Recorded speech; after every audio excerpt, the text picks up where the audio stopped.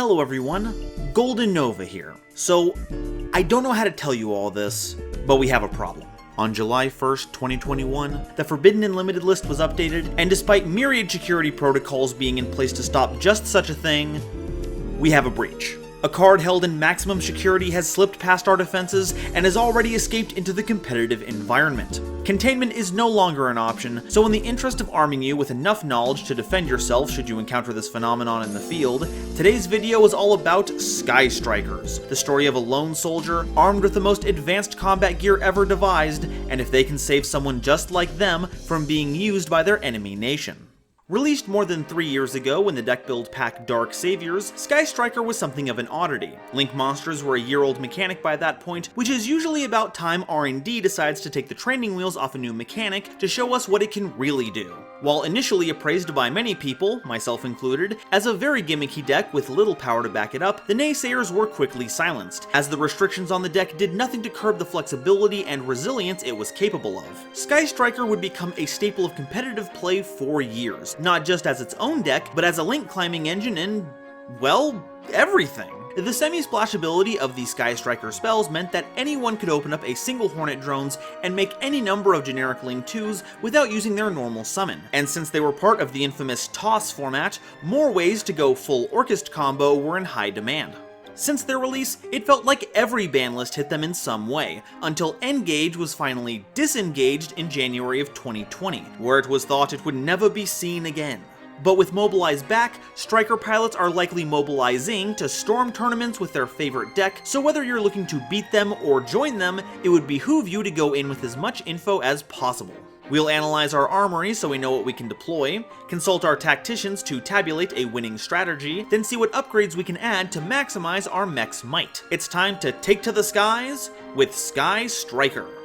But before we continue, a quick reminder to please like and subscribe if you've enjoyed my content so far. We've blasted past the previous goal of 5,000 subscribers by the end of the year, but like one of the most powerful Utopia cards, I'm going all in.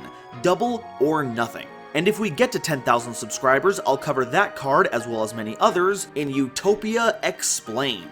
We've also got our Discord, where people just keep designing Nova merch while playing Jackbox, and a Twitter where you can stay up to date on channel news and my bad takes. And if you really like what I do here, please consider joining my YouTube membership. It's basically like a Twitch sub, or backing me on Patreon so you can get your name in the credits, as well as help determine future Explained videos that I make. Thank you all so much for watching, and now, back to the video. So what's the deal with Sky Striker? Well, it's hard to find a unifying aspect beyond the name, so let's start with the main deck monsters. They're both level 4 warriors with 1500 attack and defense. Sky Striker Ace Ray is a dark monster, and as a quick effect, you contribute them to special summon a Sky Striker Ace monster from your extra deck to your extra monster zone. Also, while they're in the grave, if a face-up Sky Striker Ace Link monster you control is destroyed by battle or leaves the field because of an opponent's card effect, you can special summon Ray from your grave. While not exclusively how you're going to get access to your Link monsters, Ray is the one best suited to do so, because once they're in rotation, all your Links essentially gain an extra effect, insofar as floating into Ray. It's not even limited to on destruction, so anything your opponent does that gets rid of Links brings back the pilot, and because of their quick effect, Ray can suit up into another mech lickety-split. They may be a battle-hardened warrior, but that doesn't stop him from being a little ray of sunshine. Sky Striker Ace Rose is a light monster, and if a Sky Striker Ace monster is normal or special summoned except another copy of itself, you can special summon Rose from your hand. Also, if Rose is in the grave, if an opponent's monster in the extra monster zone is destroyed by battle or leaves the field because of your card effect, you can special summon Rose from the grave, then you can negate the effect of one face-up monster your opponent controls until the end of the turn. So instead of giving your Links a floating effect, Rose gives you a benefit if you destroy a monster in your opponent's EMZ. It's pretty weird and more than a little situational, but actually comes up quite a bit in the mirror match. Imagine you destroy an opponent's Shizuku in the extra monster zone, you have Rose in your grave, and your opponent has Ray in theirs. Both trigger at the same time, but because you're the turn player, Rose is added to the chain first, and Ray second. Resolving backwards, their Ray comes back, then Rose, and because the effect negation is part of resolving the summon effect, you can lock out Ray's ability to tag into another Sky Striker Link before the chain completely resolves, and they have a chance to do so. But even outside that extremely niche scenario, they still make for a nice extender to help with Link climbing. It's like the Bard said, a Rose by any other name would still be an incredibly deadly mech pilot. Okay, now that we've talked about the talent, let's have a look at the hardware. The Link monsters are all machine type, you can only summon each copy once per turn, are all Link 1s, have 1500 attack, and their Link material requirements are a Sky Striker Ace monster of a different attribute than themselves. Zeke is the exception, but we'll go over those differences when we talk about them.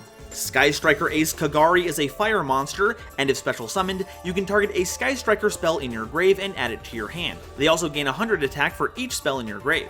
1500 is a pretty decent attack stat for the investment, but the longer the duel goes on, the more beefy they'll get. They also turn your grave into a toolbox, letting you fish out whatever striker spell you've got in there to help you navigate the battlefield.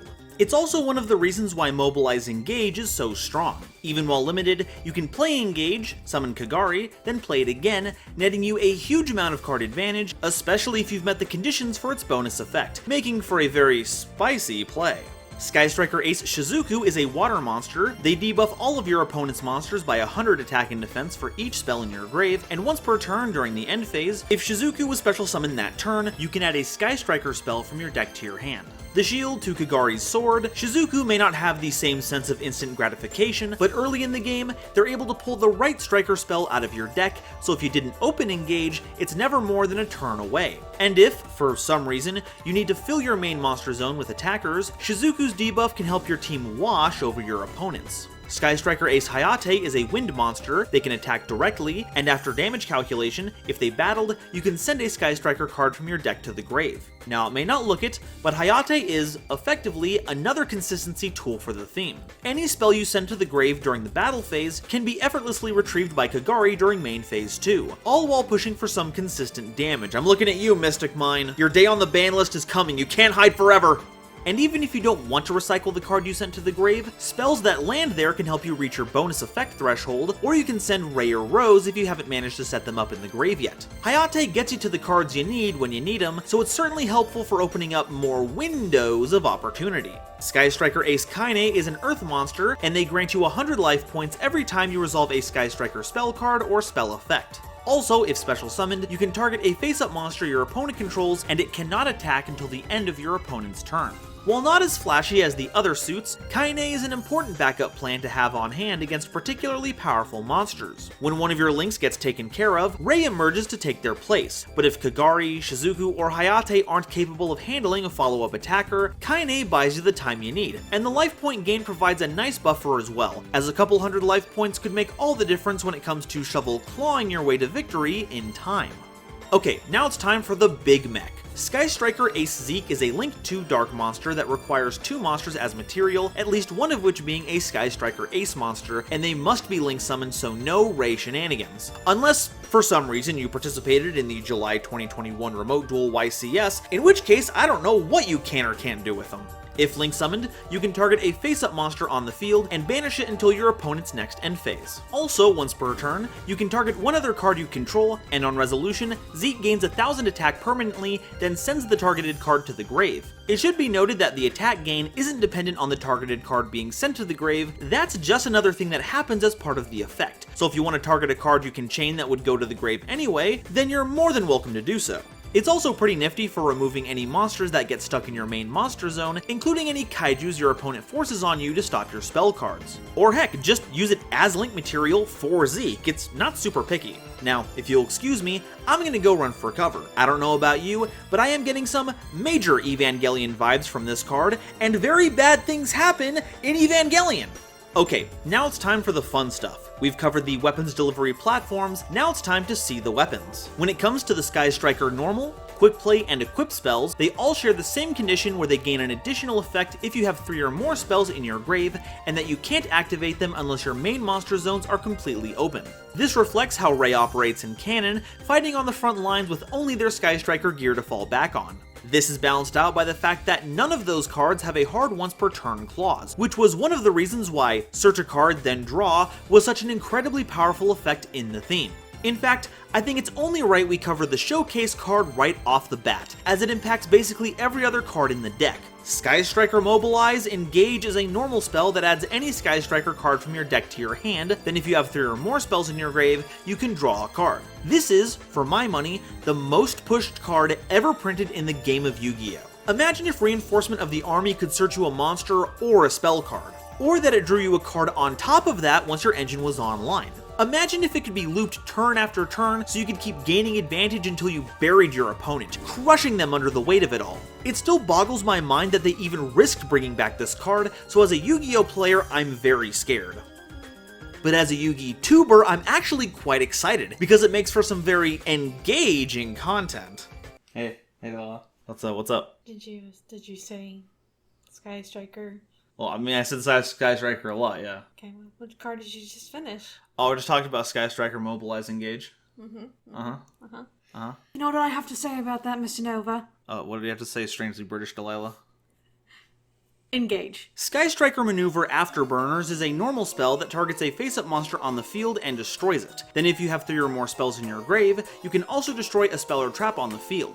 This is paralleled by Sky Striker Maneuver Jamming Waves, which is also a normal spell that targets a face-down spell or trap to destroy it, and if you have 3 or more spells in your grave, you can destroy a monster on the field. So you've got monster and back row removal in the theme that both essentially become better versions of each other once your spell count is high enough. They both end up destroying a monster and a back row, the only difference being what has to be available for the initial destruction, which usually means Afterburners is the better option, but because the secondary effect of both of them doesn't target, Jamming Waves can get around that kind of protection. And considering how searchable the entire deck is, you can fire off whichever one fits the situation best, which is kind of my jam.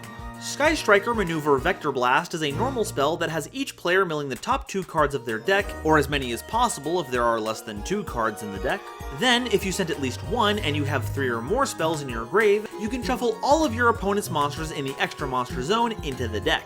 I imagine this would have been really helpful in U-Link formats like Goki Turbo, where you could get a sweet 2-for-1. But now it's much more situational, especially with the advent of Master Rule 5.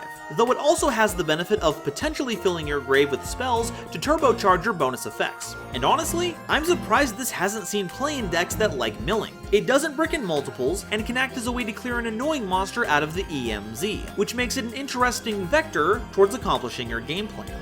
Sky Striker Maneuver Scissor Cross is a normal spell that lets you target a level 4 Sky Striker ace in your grave and add it to your hand. Unless you have 3 or more spells in your grave, then you can special summon them instead.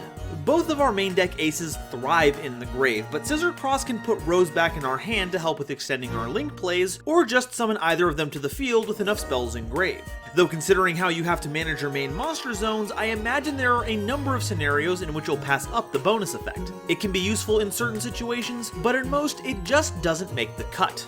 Sky Striker Mecha Eagle Booster is a quick play spell that targets a face-up monster on the field and makes it unaffected by card effects that turn, except its own, and if you have 3 or more spells in your grave, it can be destroyed by battle that turn as well. This is a big contributor to what makes Striker such a difficult deck to pin down. You'll think you've finally amassed a force powerful and numerous enough to run over a single Link monster, overcoming the myriad pieces of interaction that they have at their disposal, only for them to flip Eagle Booster and blank the entire turn. This card may not have much offensive potential, but that doesn't stop it from jet-packing a huge punch.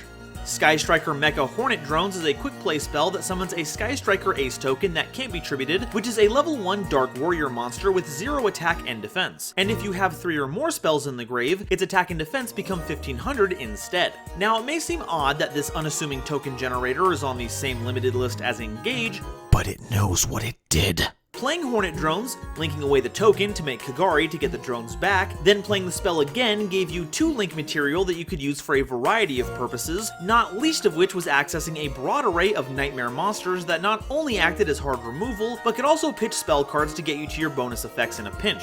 And, you know, Nightmare Mermaid.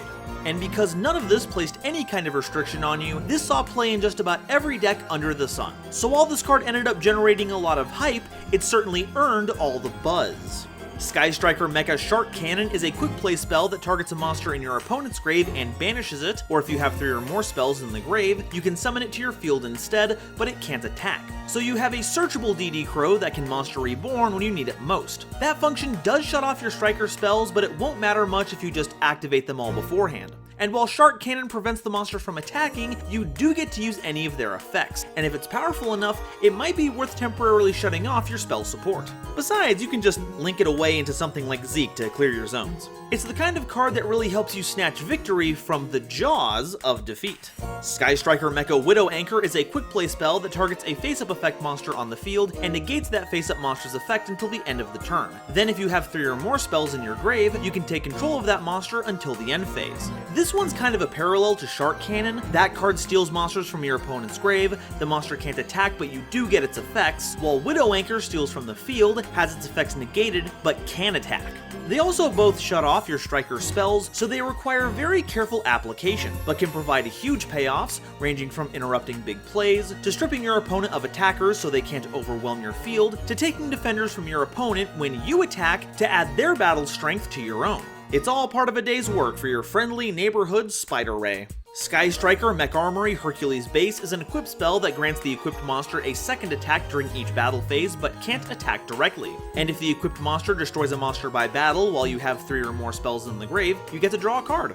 Also, if Hercules Base is sent from the field to the grave by a card effect, you can target up to 3 Sky Striker cards in your grave, except Hercules Base, and shuffle them into your deck. Hercules Base is unusually aggressive for the theme, but even when it was used regularly, it was more for its recursion than its double attacking, as it helped mitigate the limit to Kagari when that was still a thing. However, this may have a spot in future decks considering how beefy Zeke can get. Not only is a 2500 attack monster that can attack twice and draws you cards a pretty substantial threat, if you ever need to attack directly again, Zeke can send the Hercules Base to the grave for another attack boost and recycle some cards while you're at it. Or heck, just put it on any big monster that likes attacking that you can put in the extra monster zone. No matter what obstacle they face, they'll be equipped to handle it.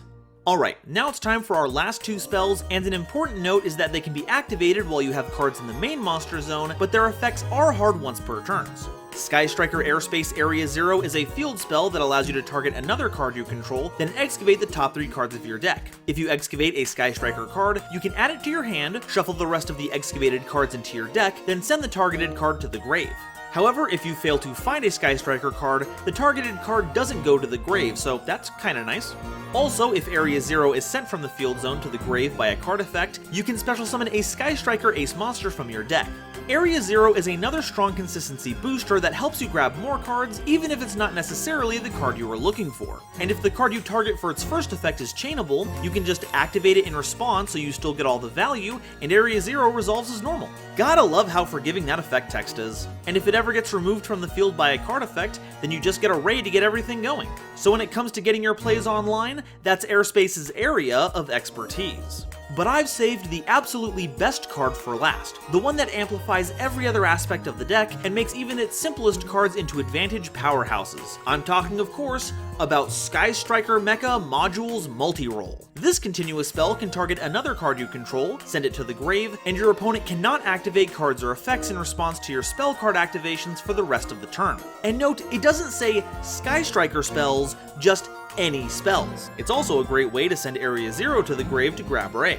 But the second effect is where things start getting scary. Once per turn, during either player's end phase, you can set Sky Striker spell cards from your grave to the field up to the number of Sky Striker spells you activated that turn while multi-roll was face up on the field, but they're banished if they leave the field. So, if any of that stirred up some vague memories of fear and helplessness, that there's no escape from how many cards your opponent is accumulating, that might be because you were around to witness the overwhelmingly powerful Spellbook of Judgment, a card that's still banned to this very day. And that kinda makes sense. Both decks ask you to resolve as many spell cards as possible, mainly gaining you advantage while having a bit of a toolbox element to deal with a variety of situations, so I don't think it's a stretch to say that Sky Striker is the spiritual successor to Spellbooks.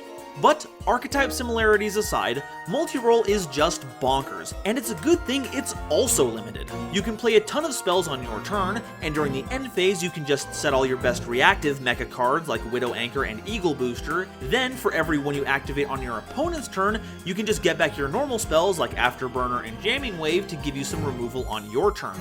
Though you will need to be careful about getting back your limited spells like Engage and Hornet Drone so you don't lose them forever. And on top of all that recursion, its ability to force your opponent to let your spells resolve mean that once you start slinging those spells, they're just gonna have to roll with it. Alright, so we've gone over all the Sky Striker cards, but what do we do with them?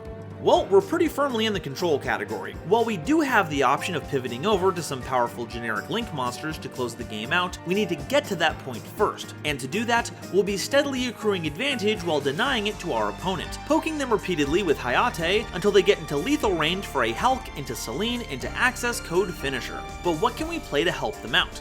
Well, we want to get 3 spells into the grave as soon as possible, so we'll be playing as many spells that cycle themselves out as possible. For example, Upstart Goblin trades itself for a draw, so now you have the same hand size as before, but now your deck is 1 card smaller and your grave is 1 card more magical. The same goes for cards like Reinforcement of the Army to grab Rare Rose, and Terraforming to grab Area 0. We also can't discount the inclusion of Metal Foes Fusion, which can sit in your grave to help pad out your spell count, then can be shuffled back into your deck once that's all taken care of to draw a card. And Foolish Burial Goods is a great way to send it there, essentially getting you 2/3 of the way with a single spell activation. Generic draw spells can also help with getting us there, and if you want to live dangerously, then Pot of Desires is your best bet. We have no less than 3 on-theme cards that are very powerful and very limited, so the punishment can be severe, but if you can pull them out of the deck beforehand, then you can fire it off with little worry. You might also want to consider Pot of Avarice to recycle all your Link monsters since you'll be going through quite a few of them, but this will have mixed results depending on your format. If you expect to fight other Sky Striker decks, this may seem like a good way to make sure your opponent doesn't Shark Cannon your Kagari to get one of their cards back, but the chainable nature of Shark Cannon means that more often than not, this will just make Avarice fizzle anyway, and they'll still get the Kagari. We should also consider what floodgates we can play to shut our opponent out of the game, especially since we can remove them from the board with Area 0 and multi-roll. Summon Limit is a fantastic choice, people hate Winda, and this trap is only a little more lenient. It's also not too bad for us to deal with on our opponent's turn, as the Ray Float, then tagging into another Sky Striker Link, is just barely permissible under Summon Limit. Cards like Gozen Match, Rivalry of Warlords, and There Can Be Only One don't line up super well with us. Even Teekboo doesn't allow us to cycle through our Link monsters, but could prove useful as temporary ways to shut our opponent out of a turn before we remove it with our aforementioned spell cards. And heck, Teekboo is kinda like Summon Limit, insofar as it doesn't really hurt us during our opponent's turn. Just be cautious of wily opponents who will keep a lookout for opportunities to keep us from getting rid of our own floodgates. And of course, there's Mystic Mine. It's a real shame that it's being used in decks that aren't Wave Motion Cannon / Final Countdown centered, but we've got to play with the cards how they are, not how we want them to be. And for all it's worth, Mystic Mine plus Hayate is exactly the kind of game state you want to resolve to as a Sky Striker player, forcing your opponent to hold up all their monster effects while you deal chip damage, and filling your grave with Striker cards you can recur to strengthen your stranglehold on the game. It's a cheap shot, but in war, you do what you have to. As for a silly tech pick, I think Elemental Grace Doriado fits the bill. There are very few decks quite as good at throwing different attributes into the grave, with 4 of them being extra deck monsters you can cycle through, and the other 2 being monsters you want to throw in the grave as soon as possible. Now, this does clog up the main monster zone, but I would argue that it's not supposed to be an early game monster, despite the summon negation effect. Rather, it's an end game card to solidify your hold on the game when your opponent is low on options. It also works as backup interaction in case you're running low on Striker spells and need to keep your opponent off the extra deck long enough for you to re-establish your engine. And with all the hand traps you'll be playing, you'll have some nice fodder to feed to Doriado's effect, which is not once per turn, by the way. Oh, and keep an eye on your opponent's grave as well, because it counts both yours and your opponent's for its summon and attack gain effects. To mitigate losing attack power, make sure to banish attributes that are also in your opponent's grave. The more you can keep it up, the more Doriado is gonna look like an Appaloosa for special summons. And that's all I have to say about Sky Strikers. They're an incredible powerhouse of a deck that can easily bury your opponent in card advantage, and while its recent showing at the Remote Duel YCS was lacking, much like its bonus effect mechanic, I think it needs some time to warm up. Given time and effort from dedicated Striker pilots to solve the format, I wouldn't be surprised to see this tearing up the top tables at events in the near future. They're just waiting for the right opportunity to strike. And by that, I mean they're waiting for their labor coalition to finalize their demands so they can be submitted to upper management to increase the effectiveness of their strike. Remember, if you haven't joined a union yet, do it as soon as possible. The only people that are going to look out for your interests on the job is your fellow worker. And other Sky Striker pilots, I guess. But now, I want to hear what you all have to say. Do you think that Sky Strikers are going to make the competitive environment a danger zone, or will their engines stall out before they can mobilize? Let me know in the comments, and if you haven't already, please make sure to like, Subscribe and share this video around, it really does a lot to help me out. I'd also like to take this time to thank my lovely patrons, including this month's illustrious Quasar Commander, J. Yuri Boy, as well as Nebula Navigators, the Wizard Moose and the Fresh Prince of Conair, our Cosmic Crusaders, Chaz Ghost, Colin Todd, Panda PLS, Legendary Raven, and Shep Shao Shep, as well as the lovely Starlight Explorers you see on screen now. If you like what you saw and want to fund the future of this channel, please consider joining as a YouTube member, it's basically like a Twitch sub, or supporting me on Patreon, all of which come with some pretty sweet perks. And if you want to see another deck with a ton of extra deck monsters that span a lot of different attributes, check out this video I did all about the Adignisters. Thank you all so much for watching, and I'll see you next time. Bye-bye.